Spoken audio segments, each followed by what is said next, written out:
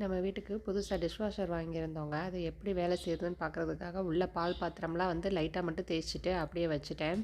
மேலே ஃபுல்லாக டம்ளர், தட்டு எல்லாத்தையுமே அடுக்கியாச்சு.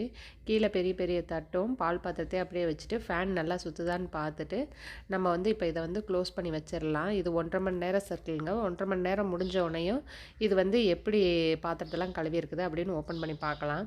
இப்போ 1.5 மணி நேரம் ஆயிடுச்சு. இப்போ வந்து நம்ம அந்த பால் பாத்திரம்லாம் கீழே பிடிச்சிருந்துச்சு இல்லையா, அதெல்லாம் எப்படி கழுவி இருக்குது அப்படின்னு பார்க்கலாம். இது பாருங்கள், இந்த மூடியை வந்து நான் அப்படியே திருப்பி வச்சுருந்தேன். அதில் ஃபுல்லாக தண்ணி தேங்கி நிற்கிது. கவுத்தி வைக்காமல் விட்டுட்டேன். இப்போ தான் ஃபஸ்ட் டைம் யூஸ் பண்ணுறேன். நல்லாவே பால் பாத்திரத்துலலாம் விளக்கியிருக்குது. பால் பாத்திரம் அந்த கைப்பிடி இருக்கும் பார்த்தீங்களா, அதிலெல்லாம் தண்ணி இருக்குது. அதெல்லாம் ரொம்ப சூடாக இருக்கும். அதெல்லாம் எடுத்து ஊற்றுறேன். பால் பாத்திரம் ரொம்ப சூப்பராகவே நம்ம வந்து இந்த ப்ரஷ்லாம் போட்டு தேய்ச்சா எப்படி இருக்கும் அதே மாதிரி நீட்டாக விளக்கி கொடுத்துருக்குது. இந்த தண்ணியெலாம் கேர்ஃபுல்லாக தூக்கி ஊற்றிட்டு நம்ம இதெல்லாம் க்ளோஸ் பண்ணி வச்சிடலாம்.